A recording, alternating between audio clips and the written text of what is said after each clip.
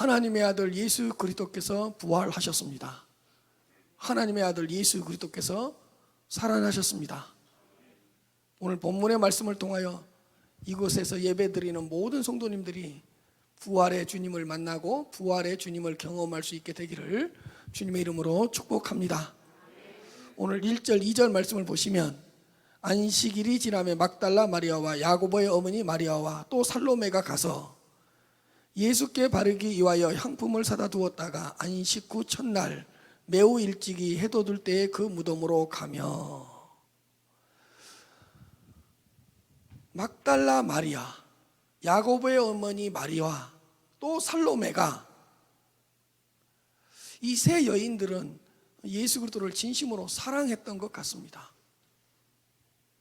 왜냐하면 예수님이 십자가를 지고 갈 때에 가슴을 치면서 예수님을 따랐던 여인들입니다. 그리고 십자가에서 예수 그리스도께서 죽으실 때도 끝까지 예수님의 곁을 지켰던 여인들입니다. 그리고 누가복음 23장 55절 말씀대로 예수님의 시신을 무덤에 딱 모실 때 그 무덤에 예수님의 시신을 어떻게 모시는지 끝까지 눈여겨보았던 여인들이 이 세 여인들입니다. 그리고 오늘 본문의 말씀대로 안식일이 지나자마자 시신의 발을 향품까지 미리 구입했습니다.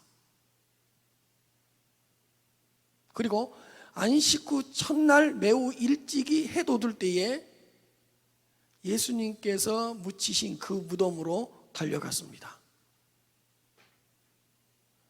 그런데 이 세 여인들에게도 영적인 나약함이라는 것이 있었습니다. 장사된 지 3일 만에 부활할 것이라는 그 주님의 말씀을 기억하지 못하고 있었습니다.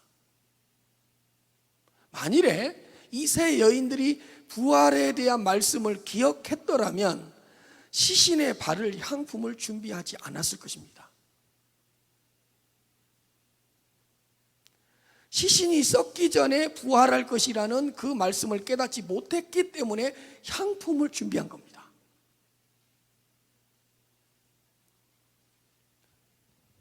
그러나 그럼에도 불구하고 하나님은 주님에 대한 이 세 여인들의 사랑, 열심, 충성, 헌신, 섬김을 기쁘게 받으시고 부활하신 주님께서 그 세 여인들을 만나 주셨습니다.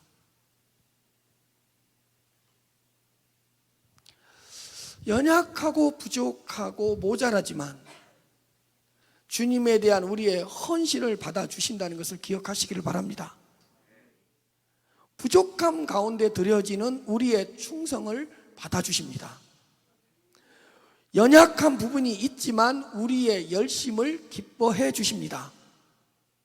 우리의 헌신에 모자람이 있지만 우리의 헌신을 인정해 주십니다.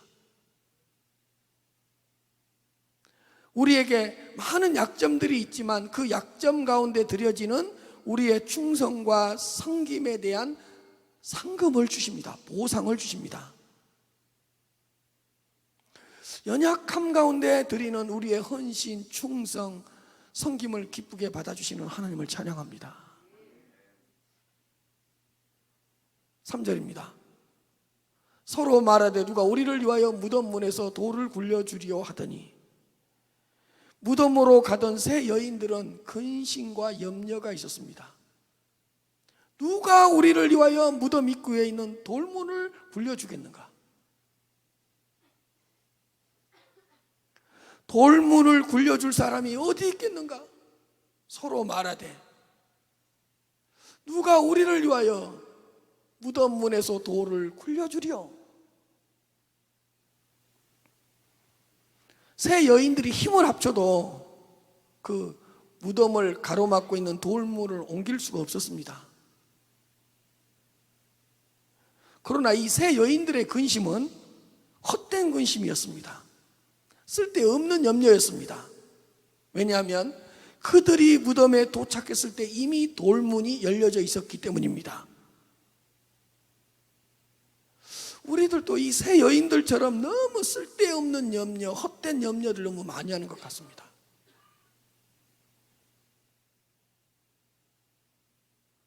일어나지도 않은 어떤 일에 대해서, 일어나지도 않은 어떤 사건에 대해서 너무 미리 염려하는 것 같습니다.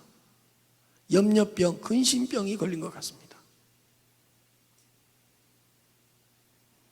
막 미리 앞당겨서 염려합니다.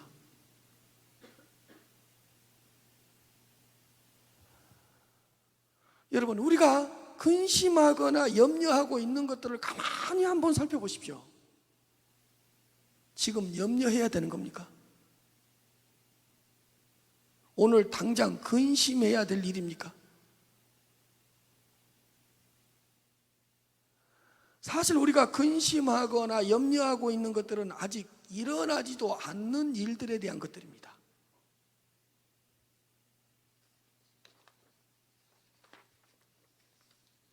아직 내일이 오지도 않았는데 내일에 대해서 미리 근심하는 겁니다. 막 염려를 스스로 만들어서 염려하고 근심을 스스로 만들어서 스스로 근심하는 것 같습니다.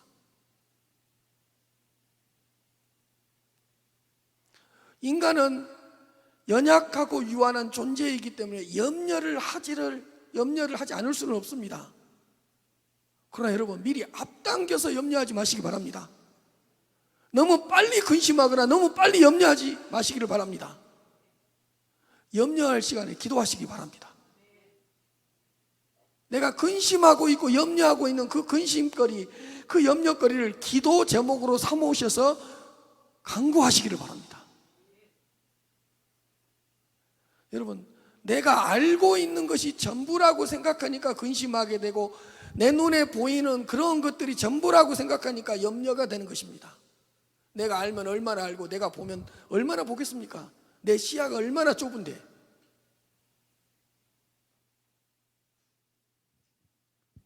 더 큰 하나님의 계획이 있고 더 큰 하나님의 섭리가 있습니다. 우리가 알 수 없는 하나님의 섭리, 우리가 미처 볼 수 없는 하나님의 크신 계획이 있습니다. 사랑하는 성도 여러분, 아직 일어나지도 않는 일로 미리 근심하지 마시기 바랍니다. 아직 오지도 않는 내일, 아직 오지도 않는 미래에 대해서 너무 염려하지 마시기 바랍니다. 내가 알지 못하는 하나님의 큰 역사가 있습니다.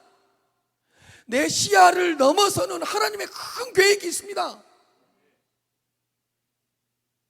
내가 전혀 예측할 수 없고 내가 전혀 생각하지 못했던 하나님의 은혜가 있습니다.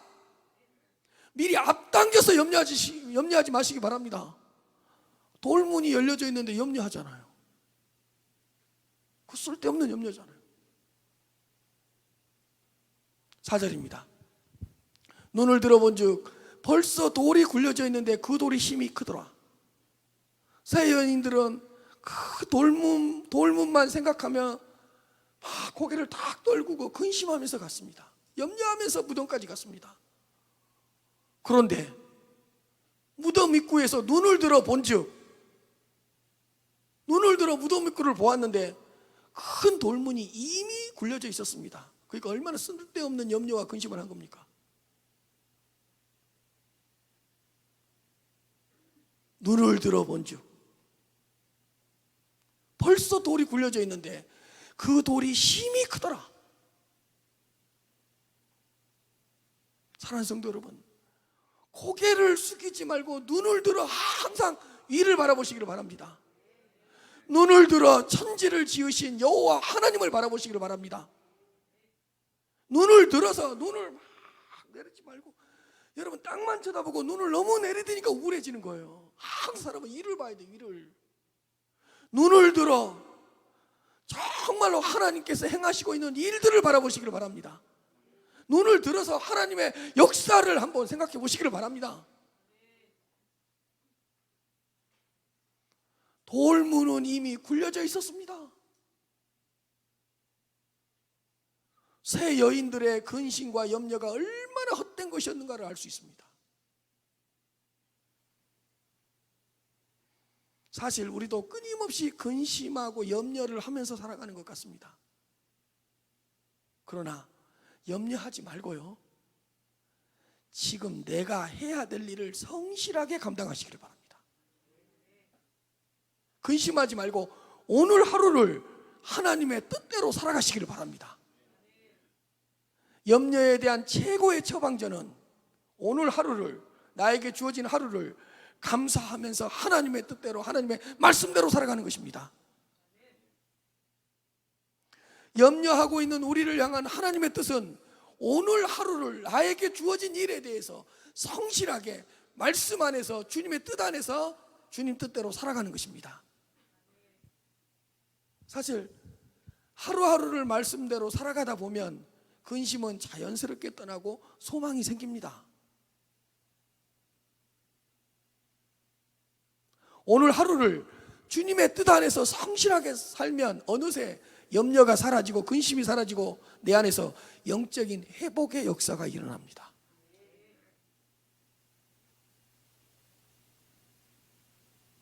근심과 염려가 있습니까? 그냥 하나님 앞에 엎드리십시오.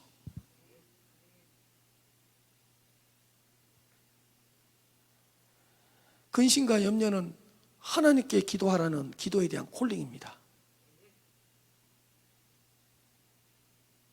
근심하지 말고 염려하지 말고 기도하면 됩니다. 근데 희한해요.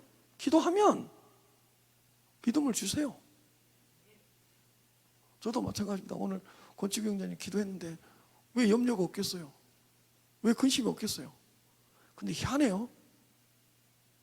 눈을 감고 기도하면 뭔가 될 것 같은 믿음이 생겨요. 평안이 온다니까요.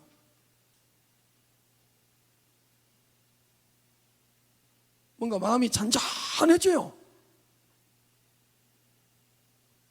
그리고 막 소망이 생겨요.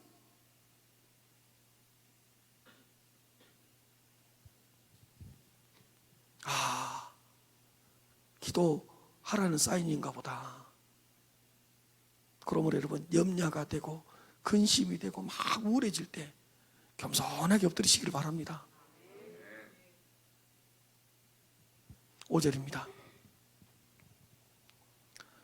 무덤에 들어가서 흰 옷을 입은 한 청년이 우편에 앉은 것을 보고 놀라매. 아니, 돌문이 딱 열려져 있는 거예요. 도착해서 보니까요. 그래서 세 여인들이 무덤으로 들어갔습니다. 그런데 예수님의 시신이 보이지 않는 겁니다. 예수님이 누워있지 않아요.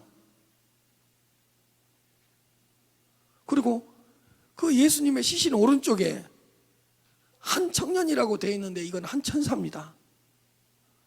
천사가 청년이지 뭐 연로하시겠어요? 그래서 이렇게 표현한 거예요. 천사는 항상 청년이지 않겠습니까? 천사가 뭐 늙고 뭐 세월이 지난다고 뭐 수염이 나고 그러겠어요? 그러니까 청년이었을 거예요. 근데 이 청년은 천사입니다.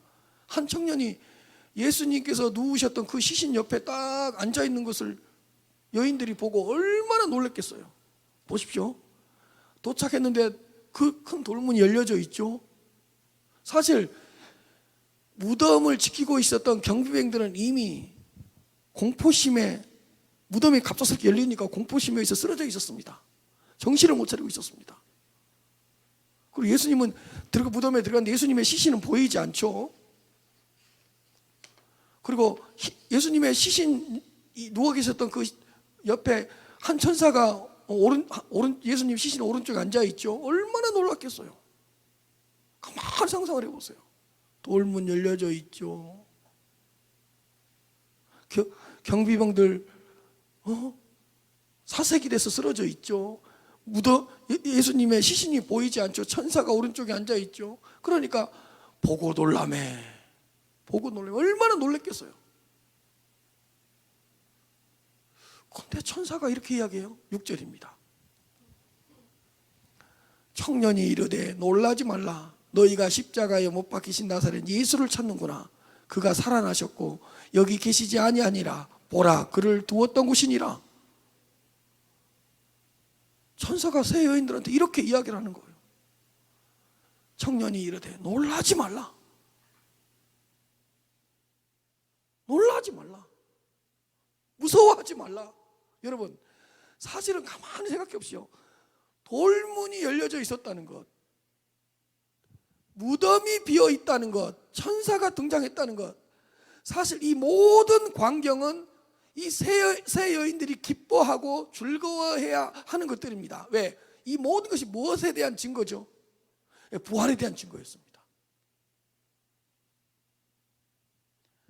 3일 만에 부활할 것이라는 주님의 말씀을 기억했었더라면 이 광경을 보고 기뻐했을 것입니다. 그러나 사실 이 세 여인들도 약점이 있었다 그랬잖아요. 부활에 대한 신앙이 희미했습니다. 부활에 대한 신앙이 희미했기 때문에 그 많은 부활의 증거들을 보고도 기뻐하는 것이 아니라 두려워할 수밖에 없었습니다. 천사는 그 여인들에게 놀라지 말라, 무서워하지 말라, 여인들의 마음을 안심시켰습니다. 두 번째로, 너희가 십자가에 못 박힌 나사렛 예수를 찾는구나.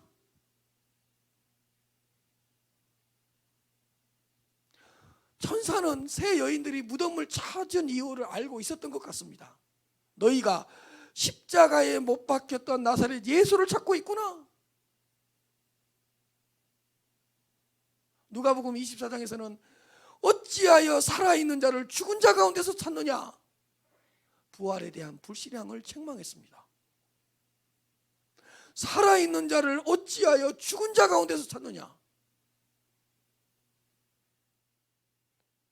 왜 십자가에 못 박힌 예수님을 찾느냐, 왜 죽으신 예수님을 찾느냐, 왜 무덤에 누워 계시는 예수님을 찾느냐, 왜 수의를 입고 계신 예수님을 찾느냐, 이렇게 구중했습니다.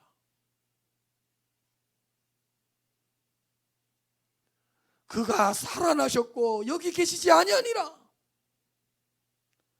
그가 살아나셨다.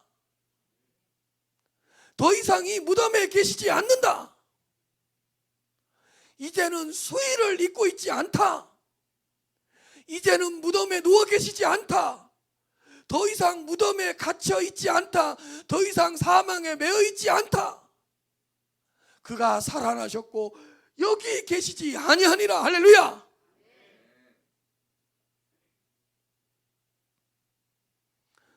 그가 죽음을 정복하시고 살아나셨다. 그가 사망의 권세를 깨뜨리시고 부활하셨다. 죽은 자 가운데서 다시 살아나셨다. 더 이상 무덤에 누워 계시는 예수를 찾지 말아라.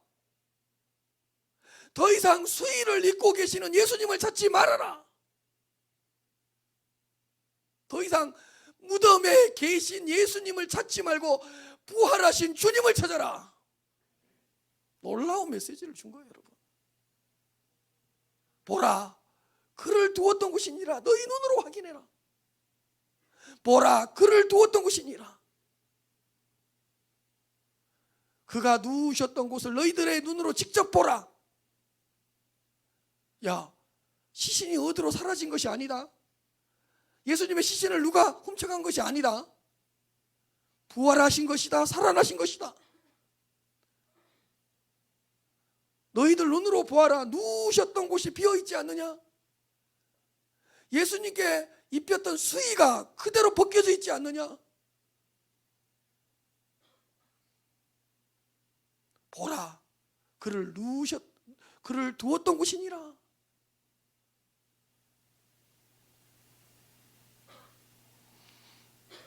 제가 어제 저녁에 12시 반에 여기 와이셔츠를 다리면서 우리 아내한테 지나가는 말로 농담을 했거든요. 야, 어떻게 죽었는데 살아나냐?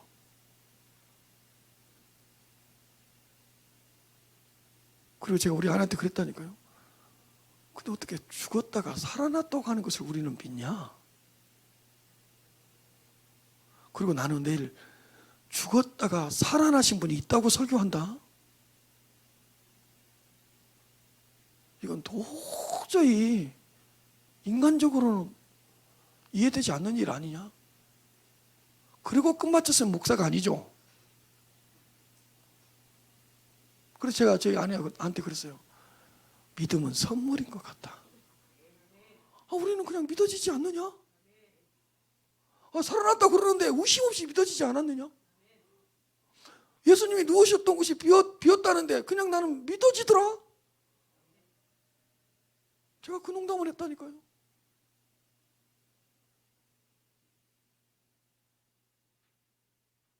사랑하는 성도 여러분, 인간의 가장 큰 원수인 그 사망의 권세를 깨뜨리고 부활하셨습니다.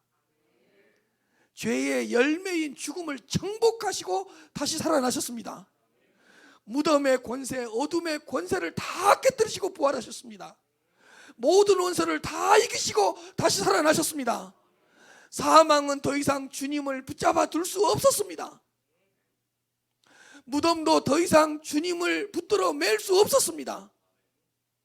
우리를 위하여 십자가에 못 박히시고 우리를 위하여 죽으시고 우리를 위하여 무덤에 누우셨던 그분이 다시 살아나셨습니다.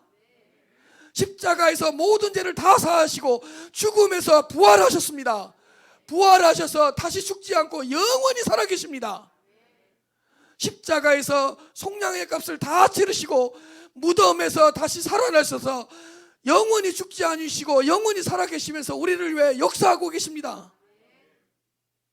부활의 주님이 우리 성도님들과 세상 끝날까지 함께 할 것입니다. 부활의 주님께서 예루살렘과 온 유대와 사마리아와 땅끝까지 함께 할 것입니다. 부활이란 뭐냐? 제가 정리를 해왔어요. 부활과 관련된 단어예요. 부활은 승리이고 정복이고 우리에게 자유를 주신 것이고 우리에게 의를 주신 것이고 우리에게 빛을 주신 것이고 우리에게 부활의 생명을 주신 것이고 우리에게 환희를 주신 것이고 우리에게 기쁨을 다 부활과 관련된 사망의 권세를 깨뜨린 것이고 죽음 앞에서 절망하는 자에게 소망을 주는 것이 부활이고 슬픔에 빠져있는 자들에게 영광을 주신 게 부활이고 우리는 죽은 예수님이 함께 하신 것이 아니라 죽었다가 부활하신 그 주님이 함께 하시고 우리 안에 부활하신 주님이 내 안에 사시고 부활하신 주님이 교회의 머리 되시고 이 세상의 머리가 되어주시고 부활하신 주님이 인류의 왕이 되셔서 이 땅을 통치하고 교회를 지배하고 이 세상을 지배하고 부활하신 주님이 우리와 동행하고 부활의 첫 열매가 되어주셨고 부활하신 주님은 다시 죽지 않고 영원히 살아계시고 다 부활과 관계된 단어예요. 오늘 우리는 부활절 감사 예배를 드리고 있습니다. 부활의 승리와 영광과 기쁨을 받아 누리시기를 바랍니다. 부활의 권세와 능력을 받아 누리시기를 바랍니다. 부활이 없다면 십자가의 죽으심도 헛됩니다. 부활이 없다면 복음도 없습니다. 복음은 뭐죠? 죽으셨다가 살아나셨다는 것이 복음 아닙니까? 부활이 없다면 자녀됨도 없습니다. 죽으셨다가 부활하신 그분이 우리를 자녀 삼아 주신 것이지, 부활이 없다면 다 이루신 것을 우리의 것으로 삼아 주시는 의의 전가도 없습니다. 부활이 없다면 보혜사 성령을 보내주심도 없고요, 부활이 없다면 승리도 없고 기쁨도 없고요, 부활이 없다면 참된 소망도 없습니다. 그래서 기독교는 뭐의 종교죠? 부활의 종교입니다. 우리는 십자가에 죽으신 예수님을 믿는 것이 아니라 십자가에 죽으셨다가 뭐라고요? 부활하신 주님을 믿습니다. 우리는 무덤에 묻히신 주님을 믿는 것이 아니라 무덤에 묻히셨다가 다시 살아나신 주님을, 부활의 주님을 믿습니다. 부활하셔서 영원히 살아계시는 부활의 주님을 믿는 것입니다. 우리를 위하여 다시 부활하신 하나님의 아들 예수 그리스도를 찬양합니다. 우리에게 위대한 승리를 주시기 위하여 부활하신 하나님의 아들 예수 그리스도를 경배합니다. 베드로전서 1장 3절부터 4절입니다. 우리 주 예수 그리스도의 아버지 하나님을 찬송하리로다. 그의 많으신 긍휼대로 예수 그리스도를 죽은 자 가운데서 부활하게 하심으로 말미암아 우리를 거듭나게 하사 산소망이 있게 하시며 썩지 않고 더럽지 않고 쇠하지 아니하는 유업을 있게 하시나니 곧 너희를 위하여 하늘에 간직하신 것이라. 예수 그리스도를 죽은 자 가운데서 부활하게 하심으로써 우리를 거듭나게 하시고 우리에게 산소망을 주시고 썩지 않고 더럽지 않고 쇠하지 아니하는 유업을 잊게 하신다. 로마서 4장 25절입니다.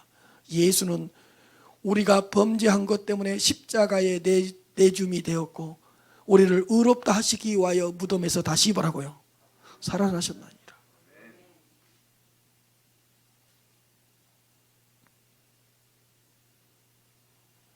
제가 왜 부활이 진정한 승리이고 진정한 소망인지를 제가 말씀드리겠습니다.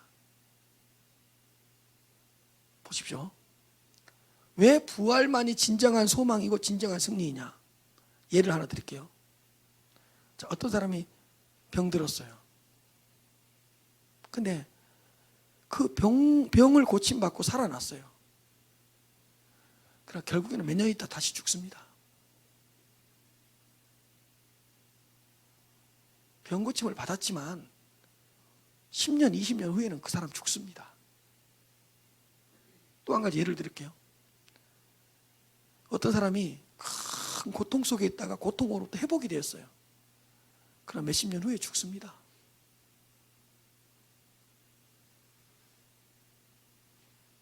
자, 어떤 사람이 큰 사고를 당했어요. 근데 다치지 않고 살아났어요. 그래서 건강해요. 건강하지만 20년, 30년 후에는 또 죽습니다.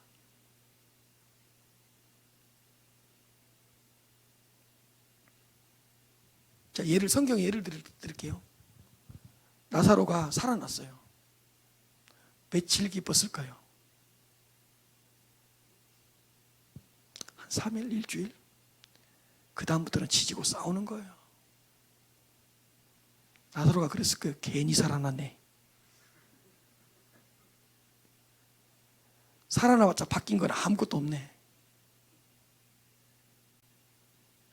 나사로 살아났어요. 몇 년 있다 또 죽었어요. 여러분, 모든 인간은 다 죽습니다. 조금 더 살 뿐이지 죽습니다. 여러분, 모든 인간은 이처럼 사망의 권세 앞에 무릎을 꿇을 수밖에 없습니다. 그렇다면 여러분, 아까 기적적으로 살아났다 그랬죠. 기적 자체가 승리는 승리인데 진정한 승리는 아니에요. 왜요? 죽는다니까요.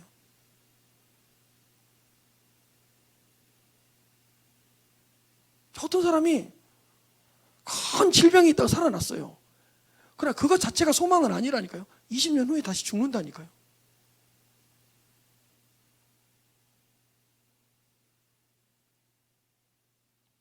그러니까 기적 자체가 진정한 승리가 아니고요. 치유 자체가 진정한 소망도 아니고요. 생명을 조금 연장시킨다는 것이 진정한 승리도 아니고 소망도 아닙니다. 여러분, 죽음으로 모든 것이 끝나버린다면 소망이 아니라 좌절이고 절망이죠. 부활이 없다면 사망의 권세 앞에 모든 사람들이 이렇게 굴복할 수밖에 없습니다. 아니, 20년 살다가 죽었는데 그게 무슨 소망이에요? 그래서 30년을 더 살았다고 칩시다. 30년 후에 무덤으로 들어갔는데 그게 무슨 소망이고 무슨 승리예요? 그러므로 부활이 없다면 이 세상에서의 삶이 전부이기 때문에 죽음 앞에서 슬프고 죽음 앞에서 고통스럽고 죽음 앞에서 억울하고 죽음 앞에서 괴로울 것입니다. 그러나 사망의 권세를 깨뜨리시고 예수 그리스도께서 부활하셨습니다. 하나님의 자녀들은 죽습니다. 그러나 주님처럼 부활할 것입니다. 부활 후에는 다시 죽지 않습니다. 다시 죽지 않고 영원한 삶을 살게 됩니다. 주님과 함께 천국에서 영원한 생명을 누리게 됩니다. 그러므로 부활만이 진정한 승리이고 부활만이 진정한 소망입니다. 부활한 후에는 죽지 않으니까, 부활한 후에는 병들지 않으니까, 부활한 후에는 고통이 없으니까 부활이 진정한 소망이죠.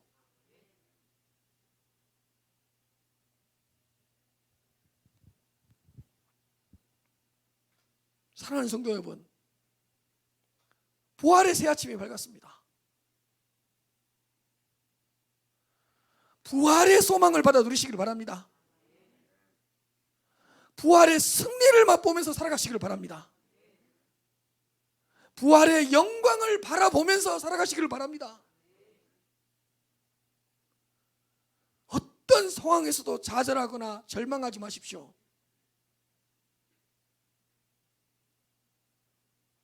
부활의 주님이 함께 하실 것입니다. 어떤 일이 있어도 삶을 포기하지 마십시오. 부활의 주님이 도와주실 것입니다. 죽음 앞에서 두려워하지 마십시오. 우리 앞에 부활이 있고 부활의 주님이 우리와 함께 하실 것입니다.